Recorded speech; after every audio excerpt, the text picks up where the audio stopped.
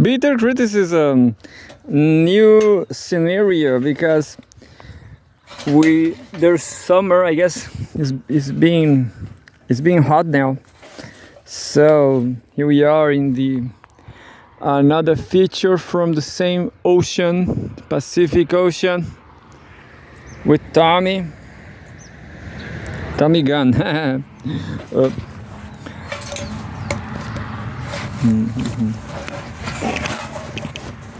It's been tricky.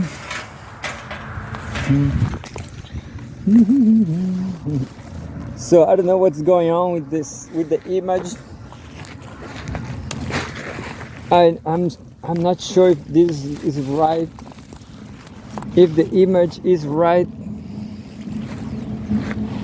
But here we go. Bitter criticism. I guess it's fine. Not that fine. Anyway, let's read some Russia Today. Russia Today. Medvedev warns that Western-led rules-based order will collapse soon. I hope so. November 2nd, today. And there's a breaking news. West underestimating Moscow on nukes, Medvedev. Anyway, this news is from another news says Medvedev warns that Western-led rules-based order will collapse soon. The countries operating within this system will be hurt the most when it happens, the deputy chairman of Russia's Security Council has said. And we have a photograph. Deputy chairman of the Russian Security Council, Dmitry Medvedev, speaks during an interview with Russia Today TV channel. News anchor Rory Shushet at the Gorky State residence outside Moscow, Russia.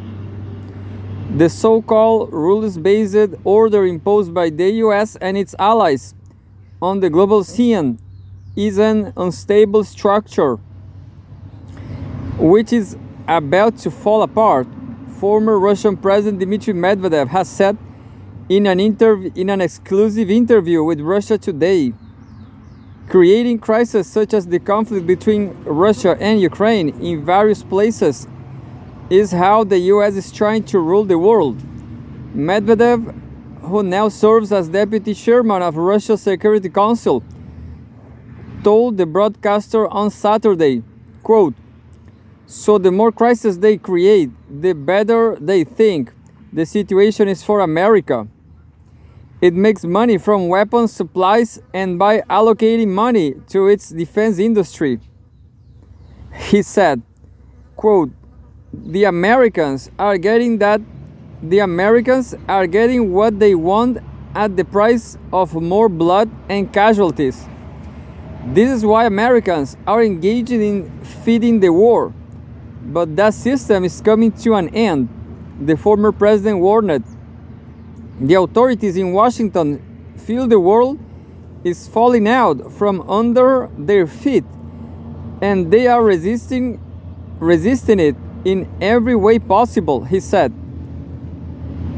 This is why the Americans see BRICS and other unions currently being created around the globe, in which the US has no say.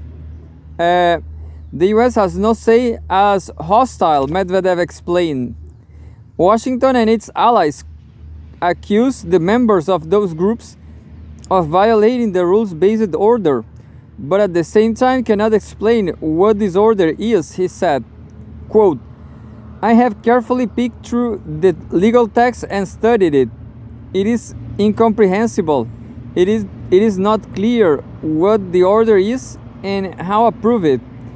It is really just an idea of the US and its allies, while mostly NATO, of how best to do business in the world, the former president stressed. According to Medvedev, the rules-based order is actually what that the West believes is right, adding that, quote, Once you are out of this order, you are a perpetrator, unquote. The unipolar world that the US is trying to preserve is always prone to war and unfortunately results in conflicts, he said.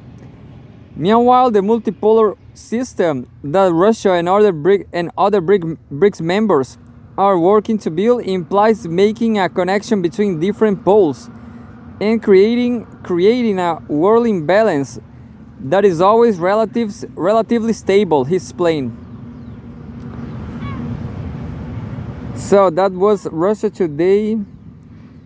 I hope this happens soon because this world-based war order, the Western-led rules-based order is not being great for the global South. It's not being great for Chile. It's not being great for Brazil. And there's another news from Russia Today says, November 2nd too, Russia and former Soviet Union. NATO trying to push Russia out of Black Sea. Putin AD. Members of the US-led bloc are attempting to increase their presence in the region through the Danube River, according to Nikolai Patrushev. And we have a photograph of Nikolai Patrushev.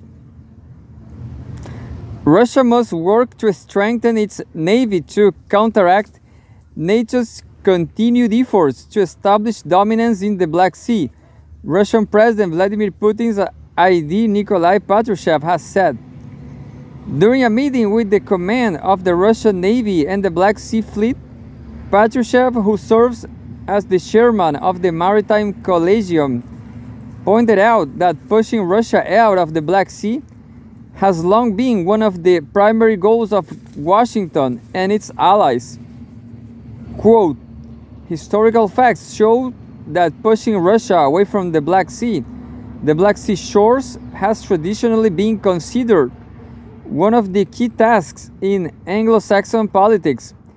And today the collective West, led by the United States, is hatching plans to establish its own long-term presence in the Black Sea and along its perimeter to the detriment of the legitimate interests of our country, Patrushev said. He added that the US and its NATO allies are currently hatching plans to expand their naval presence in the Black Sea through the use of Europe's internal waterways for military purposes. In this case, to access it through the Danube. Quote, reducing Russia's role as a maritime power in the Black Sea region is one of the areas of action of unfriendly Western states in the context of their policy aimed at inflicting a strategic defeat on our country, unquote. He said, noting that the increase of NATO's presence is also a violation of the Montreux Convention, which limits the presence of military vessels in the straits between the Black and Mediterranean Seas. Patrushev also pointed out that according to Russia's maritime doctrine, the Black Sea and the Azov Sea are regarded as key regions for the protection of the country's national interests in the global ocean space. He stressed that it was necessary to ensure a balance of power in the region and increase the universality of the Russian Navy and expand its range of its tasks to help protect national interests.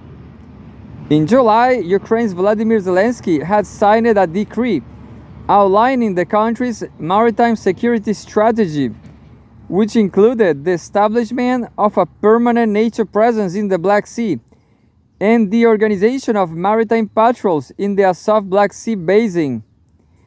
In coordination with Kiev's partner countries, Moscow responded to the move by pointing out that a concentrated presence of NATO ships in the Black Sea represented a threat to Russia's national security. and that it will respond by taking measures to protect its interests in the region.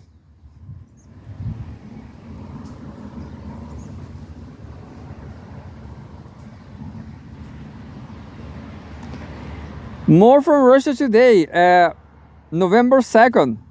Why BRICS is not an enemy of the West? I guess because Brazil is a US satellite, a US vassal. Why BRICS is not an enemy of the West? The Kazan summit illustrates the Global South's goal of building a more just and equitable world without turning against Global North.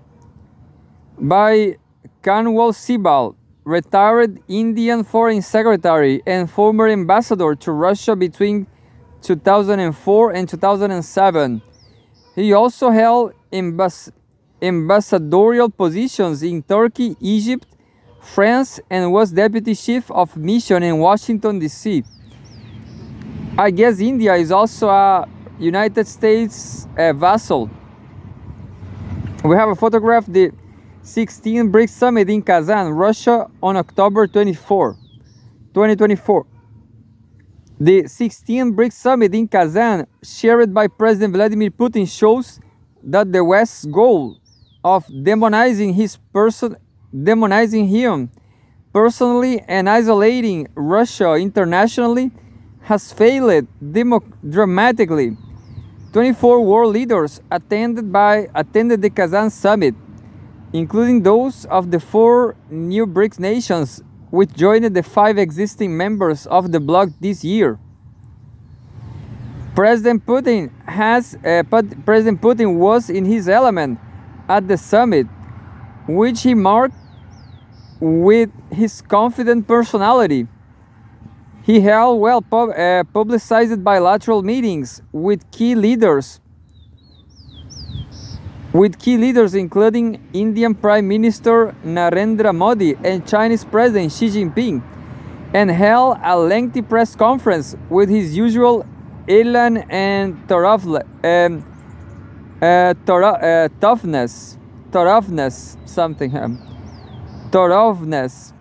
The number of countries interested in joining BRICS above 30 shows that the nations of Global South want to be a part of non-Western forums in order to widen their geopolitical options and reduce their vulnerabilities to Western pressures on the political, economic, and security fronts.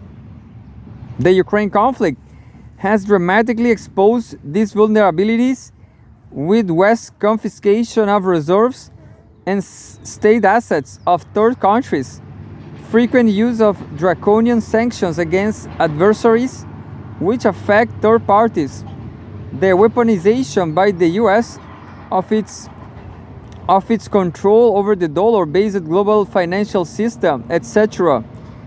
The lessons of what the West can do to a powerful, resource-rich nuclear-armed country such as Russia when interests clash is not lost on the Global South countries. They seek a reformed global political security and financial system based on equality and equity. They want more attention to be paid to their concerns and priorities. They are increasingly dismayed by the West's double standards and regime change policies. Within forums such as BRICS, member countries and partners can develop mechanisms of cooperation amongst themselves to mutual benefit in terms of development projects, financial support, connectivity, trade, culture, and people-to-people contacts, etc. The BRICS summit was held under the theme "Strengthening Multilateralism for Just Global Development and Security," with the objective of promoting a more representative, fairer international order and reinvigorated and reformed multilateral system, sustainable development, and inclusive growth. The leaders noted the emergence of new centers of power and economic growth, which could pave the way for a more equitable, just, democratic, and balanced multipolar world order. Building a consensus with mounting an interest in BRICS in the global south, the question of expanding its membership and the criteria for that no doubt represent difficulties. BRICS is a consensus-based forum.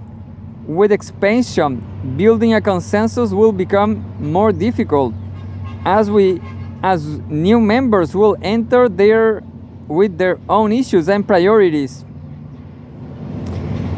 With enlargement, the working and the credibility of the forum could be affected if consensus building became a serious problem. There is no voting system within BRICS.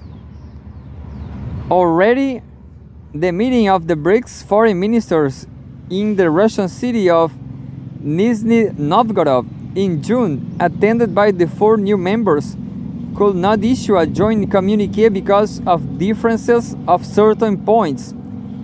President Putin has publicly recognized that any further expansion is avoidable at this stage. The founding members, he believes, have now worked together for years and know how the forum functions. The new members will need to adjust themselves to the methods and spirit of the forum before any further expansion is considered. With so many claimants for membership, choosing one country and not another will have been politically problematic. The answer lay in establishing a partnership status for new aspirants and not admitting new members. Even the decisions to offer partnership status to select countries will have required intensive discussions, as they had to be based on consensus, with each member state having its preferences. A balance has to be found in order to ensure that no BRICS country was particularly advantaged in the choice of partners.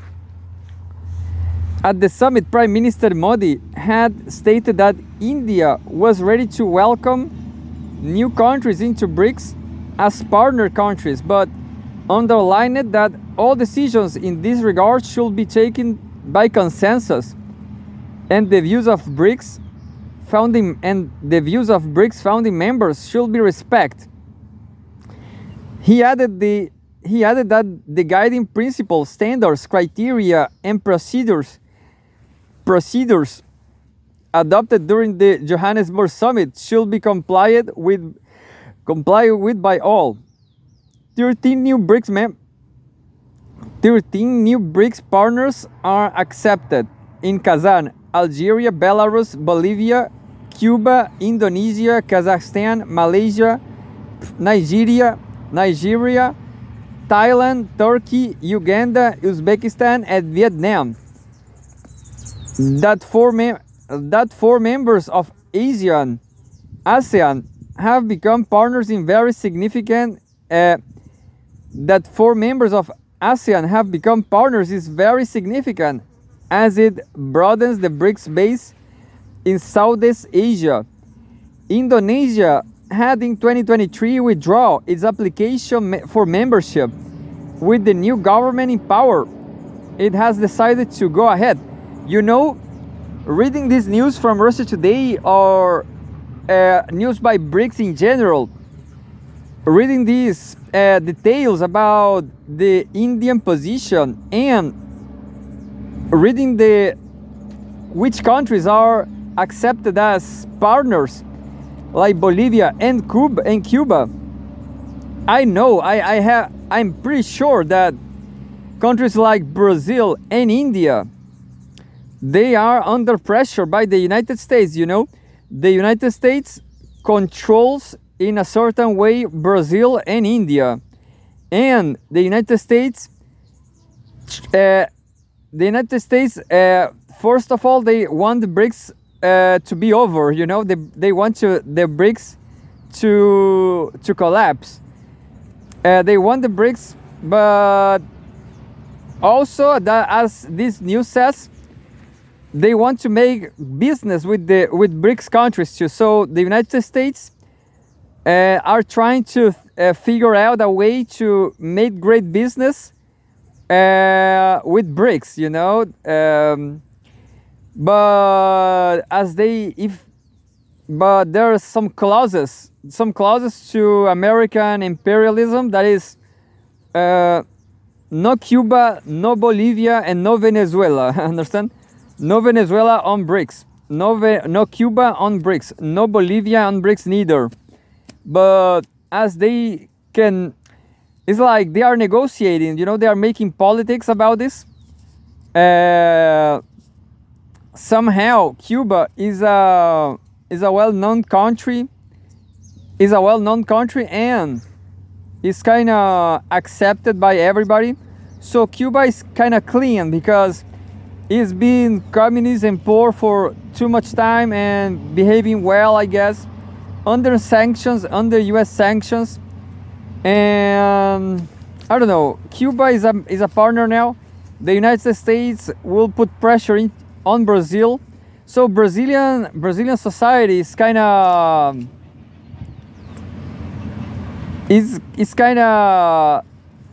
they need time, you know. Brazilian society needs time to assume a country like Cuba, you know, a country like Cuba. Somehow Brazil accepts Cuba, accepts Cuban history, and they also accept Bolivia somehow. Somehow Cuba and Bolivia, they are under control, you know, they are not so important. Maybe because of oil. Cuba doesn't have oil, Bolivia doesn't have oil, but Bolivia is kind of under control too. So Bolivia and Cuba, they are bad examples for US imperialism, but somehow they are not so important. So that's why they can be part of BRICS. It's not the same thing as Venezuela, because Venezuela is kind of Venezuela has a lot of oil, and they have, in my opinion, Venezuela is clean. You know, Venezuela is a democracy and it's perfect. Everything is fine. Even there's no repression enough. You know, in Venezuela, there's not repression to the far right, to the extremists, to the fascists. There's no repression enough, in my opinion. But in the world's opinion, in Brazilian opinion, controlled by the US, there's some envy, I guess, believe it or not. Lula has less votes than Nicolás Maduro, understand? They had Lula in Brazil, they had less votes, and Maduro has more votes, and being more authoritarian, maybe, you know. That's the image everybody sees. Venezuela is kind of more authoritarian, but in my opinion, Latin people are not serious, you know, because there's a lot of fascism in Venezuela. So what can you do against fascism? What the Russians should do, invade Ukraine. Yeah, that's the right thing to do, you know. That's the right thing to do. So Russia wants Venezuela inside the BRICS. But Brazil is kind of is not so authoritarian. Maybe it's hard for Brazilians to assume this, but they are vassals, you know. Brazil, they are vassals from the US. They prefer Brazilians. They are kind of very interested. They are always willing to pragmatism, to have money, you know, no matter the origin of money, no matter even knowing that the US is an imperialist country. They just don't care. Brazilians just want wealthy and money. Doesn't matter. So that's how Brazilian people, they are vassals from the US, and that's why they obey. Brazilian people obey the US letting Venezuela outside the BRICS. That's the truth. And because of oil, I guess. It's complex, it's complex, but it's something like that. It's something in between all things I said. But it's tricky. It's very problematic, the situation of Brazil. Even the decisions to offer partnership status to select countries will have required intensive discussions, as they had to be based on consensus, with each member state having its preferences. A balance had to be found in order to ensure that no BRICS country was particularly advantaged in the choice of partners. At the summit, Prime Minister Modi had stated that India was ready to welcome new countries into BRICS as partner countries, but underlined that all decisions in this regard should be taken by consensus, and the views of BRICS founding members should be respected.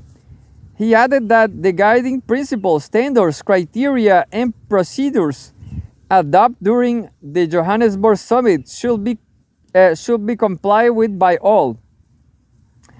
13 new BRICS partners were accepted in Kazan: Algeria, Belarus, Bolivia, Cuba, Indonesia, Kazakhstan, Malaysia, Nigeria, Thailand, Turkey, Uganda, Uzbekistan, and Vietnam. I guess the ASEAN are Indonesia, Malaysia, Thailand, and Vietnam. That 4 members of ASEAN have become partners is very significant, as it broadens the BRICS base in Southwest Asia. Indonesia had in 2023 withdrawn its application for membership. With the new government in power, it has decided to go ahead. Algeria was unhappy that it could not become a member when BRICS was expanded last year, but has now obtained partner status. The 2 most influential Central Asia countries have become partners too. Those left out may be unhappy, but they are SCO member states, Shanghai Cooperation Organization, or are separately part of Russian or Chinese-led forums. Nigeria and Uganda are meritorious choices from Africa. The inclusion of Belarus is a clear Russian geopolitical preference. Latin America is presented by countries that have been political targets of the US. Venezuela could have been a choice, but it appears that Brazil was not in favor. Yeah, as I explained it, the geographical spread of the new partner countries is noteworthy. The reality is that Bolsonaro, the former president, the latter president, the previous president, a fascist, he was against all the left, of course, and he vetoed Venezuela, and Brazil just follow this fascist criteria. Turkey's inclusion as a NATO member seems anomalous, but clearly geopolitical considerations have heavily weighed in the decision. Turkey's geopolitical and economic importance for Russia is obvious.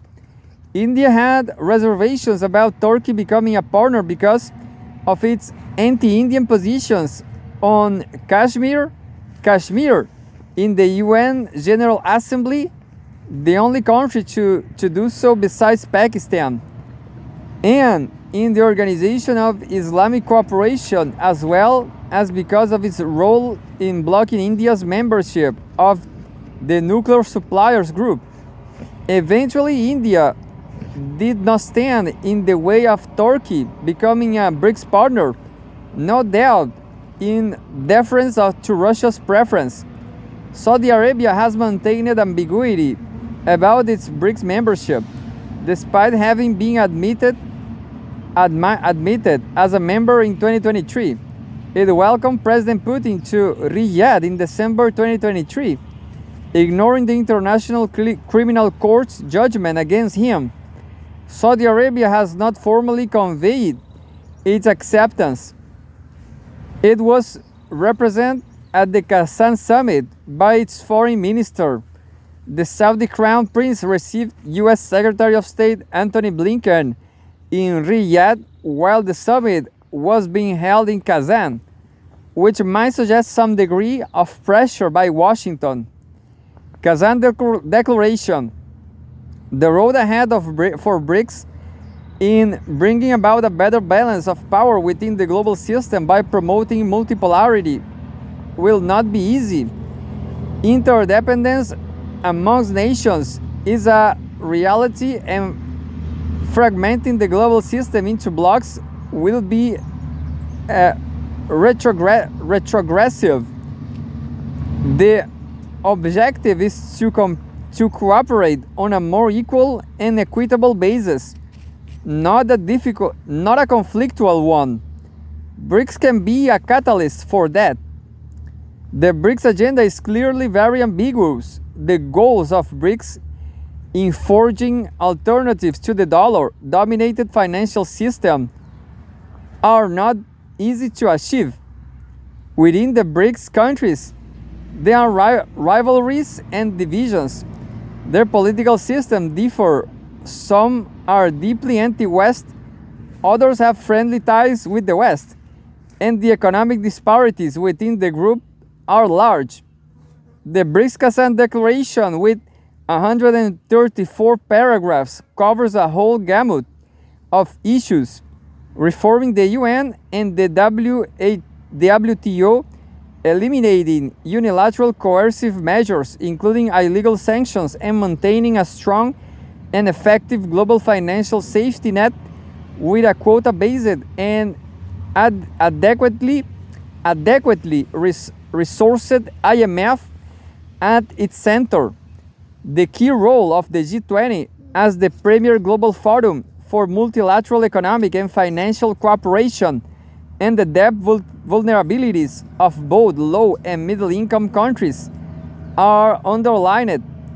The declaration also reiterates the need to abide by the purposes and principles of the UN Charter, as also a commitment to peaceful resolution of disputes through diplomacy and mediation, and reasonable security concerns of all countries. A consensus language on the Ukraine issue was found, with Russia showing a lot of flexibility.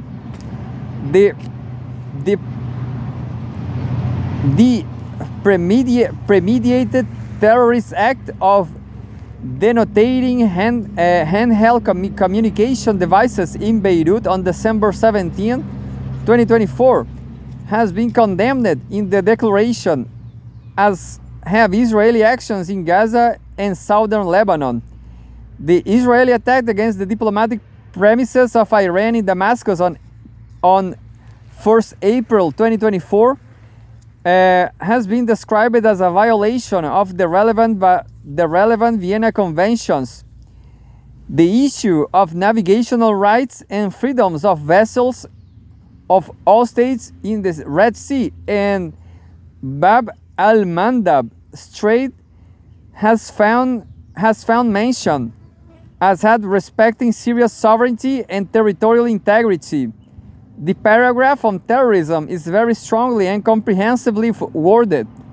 The issues of the spread and proliferation of disinformation, misinformation, including propagating false narratives and fake news, as well as hate speech, as hate speech, especially on digital platforms, have been flagged. Jointly developing the new development bank into a new type of MDB in the 21st century has been envisaged. The BRICS Interbank Cooperation Mechanism (ICM) has been asked inter alia to focus on finding acceptable mechanisms of financing in local currencies. To enhance financial cooperation within BRICS, the widespread benefits of a safe and inclusive cross-border payment instruments have been recognized in the use of local currencies in financial transactions between BRICS countries and their trading partners has been welcomed, and the strengthening of correspondent banking networks within BRICS and enabling settlements in local currencies in line with BRICS Cross-Border Payments Initiative (BCPI) have been encouraged. The flexibility of the establishment of an independent cross-border settlement and depository infrastructure BRICS Clear will be examined. The BRICS finance ministers and central bank governors will continue to consider the issue of local currencies, payment instruments, and platforms, and report back by the next presidency. There is a call for the design of a fair and equitable global framework for data governance. View from New Delhi. India, as a country that has seen the transition of the RIC, Russia, India, China Forum to BRIC and BRICS, is committed to the forum and supports its objectives rooted in promoting a multipolar world.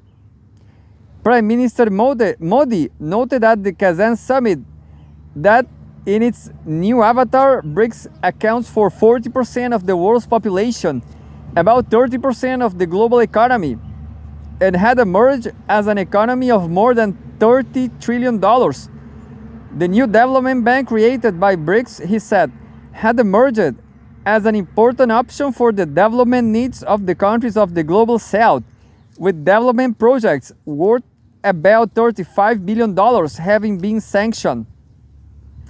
He noted that the BRICS Startup Forum proposed during India's presidency in 2021 will be launched this year. Modi welcomed the consensus reached for the BRICS Open Carbon Market Partnership under Russia's presidency.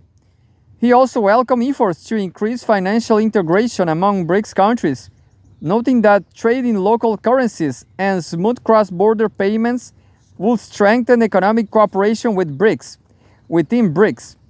This news is getting too long, but I'm close to the end. What a huge news, isn't it? I lost myself. He noted that the BRICS Startup Forum proposed during India's presidency in 2021 will be launched this year. Modi welcomed the consensus reached for the BRICS Open Carbon Market Partnership under Russia's presidency.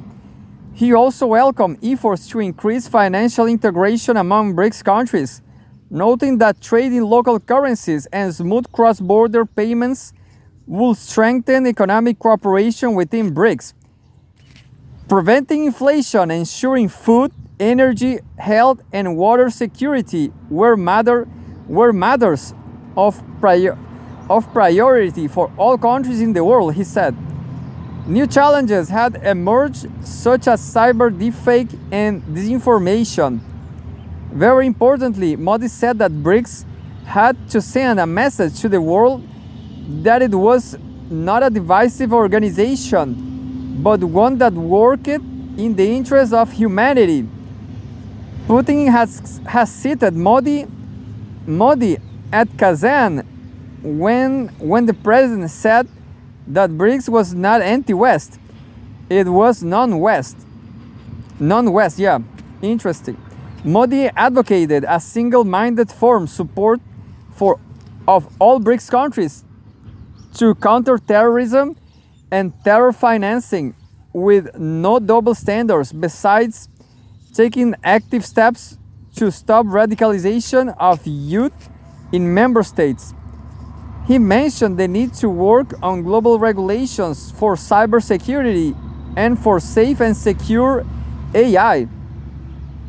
You know, I just thought that Brazil and Chile, we are slaves of Enel, energy company, an Italian energy company. We are slaves from the West.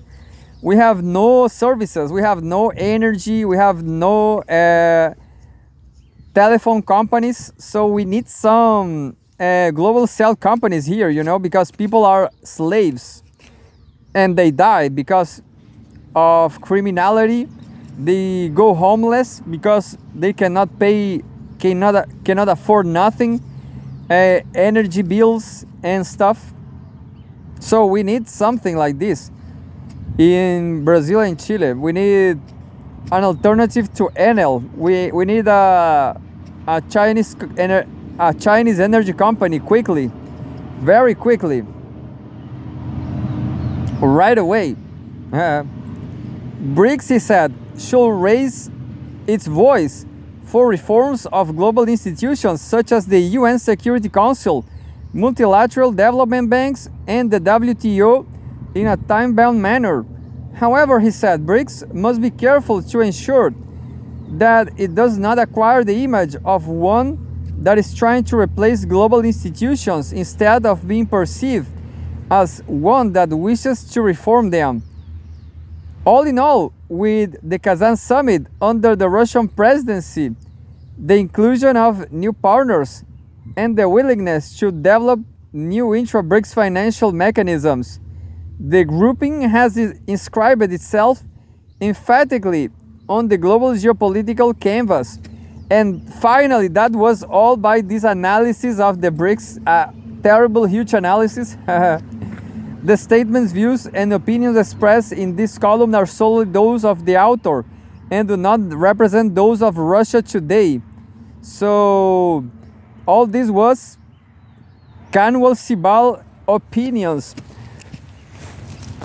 A very prolific writer from India. And well, I'm going to do my yoga now. This is the original place I found to do. I will say yoga because I'm very relaxed here. I'm very cool here. No problem. Look, Milu dear. Milu wants to go home. Milu wants to go home. Think about dogs never. Oh, there's a Leonardo Atush and Joaquim de Carvalho alive. Look. Haz las compras del súper en Mercado Libre con envíos gratis y rápidos. Sorry for.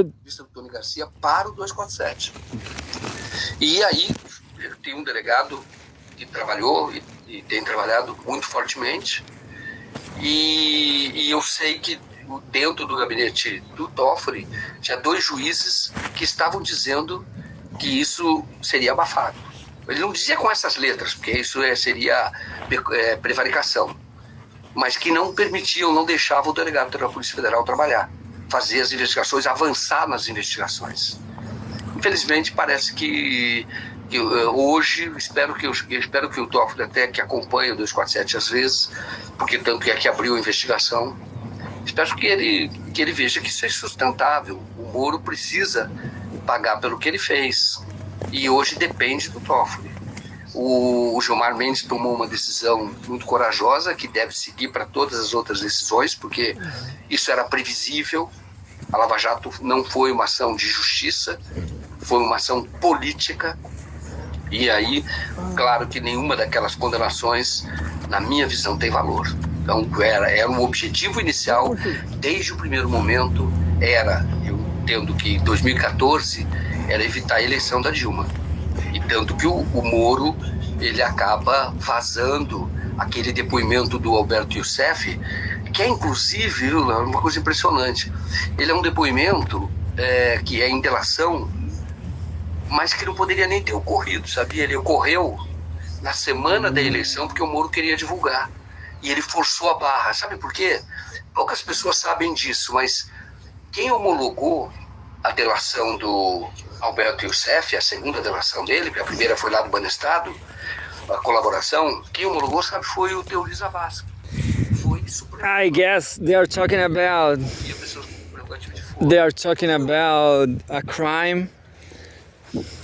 And there's Mursi over there. This lens is so small. The objects are so small. But there's Mursi and there's Milu. Choo-doo. We are going to die, Tommy. Yeah, we are going to die. So, final thoughts. Final thoughts about what? About the BRICS. Well, the BRICS. There's no free world. Unfortunately, we are waiting for the dollar, the collapsing of dollar. That will be nice. I hope to be in Brazil, I guess. You know, China just take it over. You know, what's going to happen?